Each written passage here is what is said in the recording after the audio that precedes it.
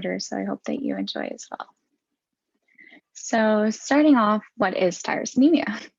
Tyrosinemia is an amino acid disorder in which affected individuals have trouble breaking down the amino acid tyrosine. So tyrosine is in all protein, and we get our protein from our food and also from our muscles. So this is a problem because a mutation with breaking down tyrosine can lead to an accumulation of toxins. So tyrosinemia type 1 is caused by a mutation of the FAH gene, which is responsible for the production of the FAH enzyme. The FAH enzyme is what breaks down tyrosine from our protein down from amino acids. And when you're not able to break down tyrosine, it can lead to an accumulation of toxins in the body. And these toxins, as listed here, are responsible for the progressive renal, hepatic, or neurological damage that occurs in tyrosinemia type 1 patients. So tyrosinemia can be classified in two ways. The first being acute, meaning in infancy, and the latter, chronic, which occurs later in life. So I have a demonstration here that goes through tyrosinemia versus non-affected individuals. So in non-affected individuals, you get the protein from your muscle and food, as do tyrosinemia patients. And from the amino acids, tyrosine is broken down utilizing this FAH enzyme. In normal, unaffected individuals, this process goes fine. The FAH enzyme works and tyrosine is broken down and not accumulated in the body. However, in tyrosinemia patients, the protein from foods breaks down into tyrosine, but the FAH enzyme is not able to break down this tyrosine. This leads to an accumulation of toxins, and this accumulation of toxins in the body leads to the progressive characteristics in tyrosinemia patients, such as liver issues. So I have a demonstration here that shows how important the FAH gene is and what happens in patients with tyrosinemia and how it affects their pathway.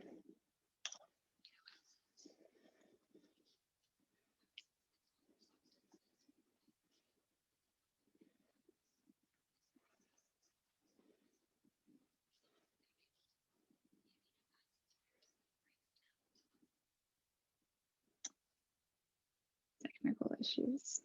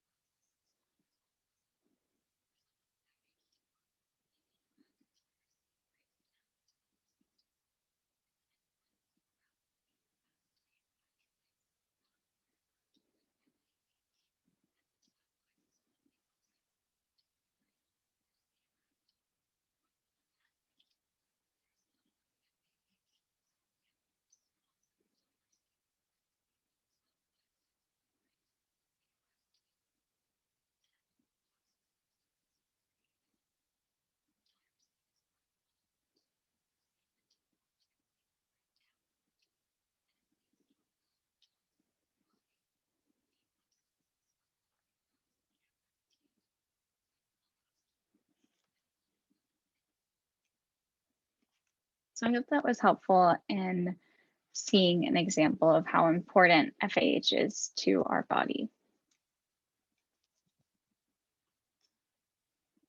So some characteristics of patients with tyrosinemia include failure to thrive. So failure to thrive is, as a child, you are expected to reach certain growth and weight expectations. So when you're a child, you're going to the pediatrician, and you have these benchmarks that you're supposed to be reaching. In patients with tyrosinemia type 1, failure to thrive, they're not able to gain weight or grow as expected. Another characteristic that is observed in tyrosinemia patients is jaundice, which is the yellowing of skin and the eyes. This yellowing of skin and eyes is due to a decreased liver function, and this liver function and damage is due to that accumulation of toxins that we saw in that last video, because the FAH enzyme isn't working enough to decrease the tyrosine in the body. So those toxins are accumulating, and that's causing liver damage. And that's shown on the child through having the yellow skin and the yellow eyes. Some other interesting characteristics of patients with tyrosinemia are described to be a cabbage-like odor to the skin and urine, in addition to bloody stools, diarrhea, vomiting, extreme sleepiness and irritability, and having those kidney and liver issues. This will also cause delays in developmental monuments, such as walking. So tyrosinemia occurs in 1 in 100,000 individuals.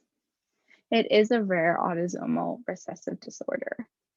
However, this number is more common in certain places, such as Norway.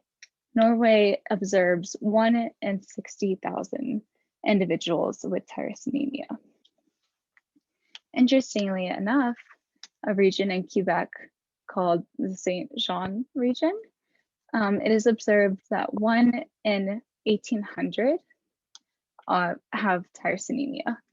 So that's a huge difference between 1 in 100,000 to 1 in 1,800.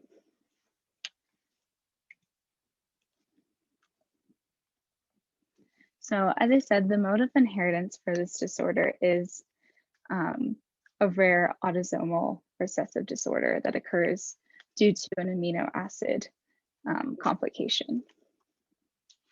So here I have a pedigree of a family who has offspring with tyrosinemia. You can see both couples started as heterozygous carriers. So carriers of the disorder, when it's an autosomal recessive, mean they have the gene and they carry it for tyrosinemia. So their genotype is a carrier, but their phenotype is not affected. So they don't have any of the issues that tyrosinemia brings. However, when an affected carrier, or when a carrier mates with another carrier, they have a 1 in 4 chance of passing the disorder along to their offspring. So parents of affected individuals rarely know that they are carriers for the disorder because it occurs in rare situations where both parents have to be carrying the less desirable gene. So in this case, we can see George and Savannah are both heterozygous carriers. When they have a child, there's a 25% chance that they'll have a child with the disorder. When you go down in the pedigree, since it is recessive in nature, it would take both parents being carriers of the disorder to pass it along to the offspring. So in this case with Sarah and John, they don't have any chance of passing it on to their offspring being affected because Sarah is a homozygous dominant for not having the disorder. So this pedigree is interesting to just see how the disorder can go through a family tree, and it just takes having 2 carriers of the disorder, and it's just a 1 in 4 chance. Additionally, the disorder is not linked to X or Y chromosome. It is an amino acid disorder, so it equally affects both males and females. This kind of sums up what I went through in the pedigree. So the non-working gene is inherited from each parent in order for the offspring to develop this disorder. And in the case of tyrosinemia, the parents would have to both be carriers of the mutated gene for the FAH. And they wouldn't show any signs or symptoms of tyrosinemia, but having both of them be carriers would give them a 1 in 4 chance of passing it along to their offspring. So there are genetic testing options available, and this starts as soon as a child is 24 hours of age. So newborn screening is required by rule and law for tyrosinemia in all 50 states. So all 50 states have their individual genetic testing that they do, and tyrosinemia is required in all 50. So tyrosinemia testing for newborn screening is done within 24 to 48 hours of age. When a child is born, they'll do a heel prick, and from this heel prick, they'll get a sample of blood, as you see here. This blood is tested for a variety of genetic disorders. If tyrosinemia is detected, it's due to an increased presence of these toxins that are responsible. Additionally, since there are 2 types of tyrosinemia, both the acute, which occurs in infancy, and chronic, which occurs later, there are testing options available for testing chronic tyrosinemia, including elevated urine tests for the concentration of tyrosinemia or tyrosine metabolites.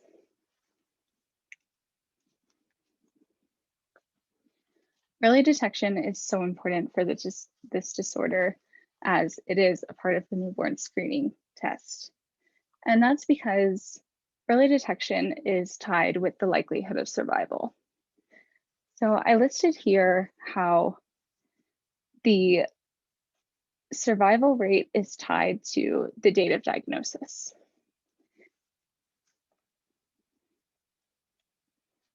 Which, as you see here, 5 years, over 5 years, the survival rate of the group diagnosed between 2 and 6 months dropped to 30%.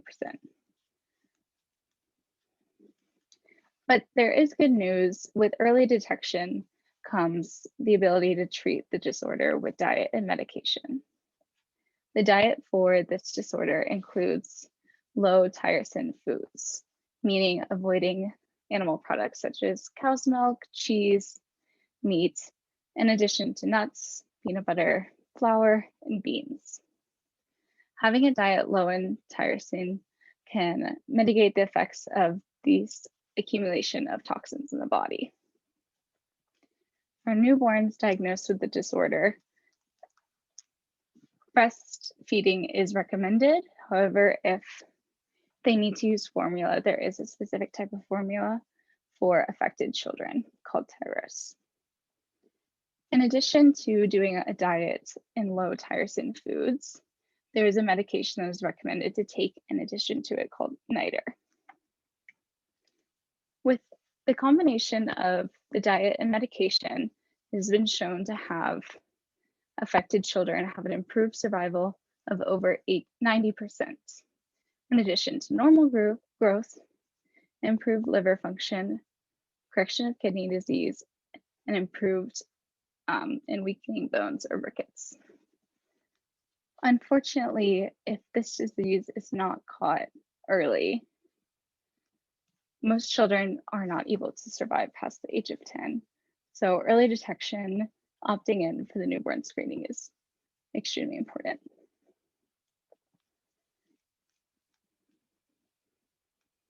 If you are curious about any more information regarding tyrosinemia, I have a couple links here for you.